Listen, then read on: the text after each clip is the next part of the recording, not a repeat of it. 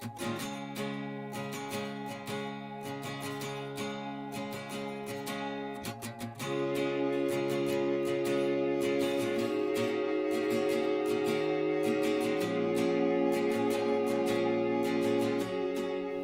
cultural controls are simply management techniques, so all of the things that we can do as a manager of a crop that either make life harder for the pests or make life easier for beneficials. Now, in conventional production systems, cultural controls are often forgotten because people tend to focus on things that are exciting, like the good bugs that come in and eat their pests and those sprays that they can easily reach for and use.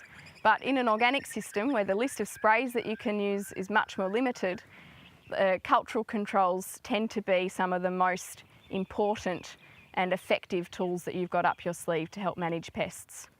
The sorts of things that you can do to attract and sustain populations of beneficials on the farm are having an ongoing supply of flowering plants throughout the year. So a good example here on Maury's farm is the use of fennel. When he's finished harvesting a strip of fennel that was planted in amongst the brassicas, he'll let some of those remaining plants that weren't picked go to seed, and they are an excellent food source for predators and parasites. So that's an example of using a companion or complementary crop in a very specific way to build up predators to help control pests in the brassicas. When we talk about having flowering plants as a host for beneficials, we're basically talking about anything but flowering brassicas. If you've got flowering brassicas, whether they're brassica weeds or your broccolini crop going to flower, these can actually cause more of a problem than they do good in the crop because they're an excellent food source for diamondback moth and cabbage white butterflies. And if they feed on those flowers, we tend to see that the amount of eggs that they lay increases, and we just have increased pressure from those pests. So even though they might also be food for some beneficials, they tend to actually make things worse. And so controlling brassica weeds and choosing other flowering plants to have around the farm is something that we've found helps in a setting like this.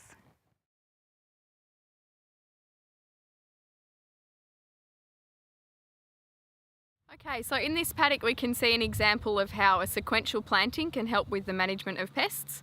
In this case, just the very first planting in the paddock is really like our sacrificial planting. That's the part of the crop that's going to be hardest hit by pests, but it's also where beneficials are going to start building up first.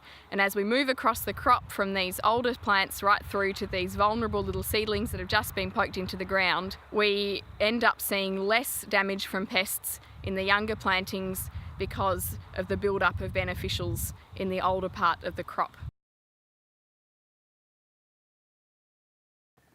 Another important cultural control is weed management. Sometimes certain weeds are a fantastic host for a pest, and simply managing that weed on the farm can totally deal with a certain pest. Good examples are things like red-legged earth mite, which breed really well on broadleaf weeds like capeweed. Also things like marshmellow weeds are a fantastic host for flea beetles and vegetable weevils. All of these pests, they're winter pests of brassicas, but management throughout the year of those host plants can help to reduce the populations of those sorts of pests.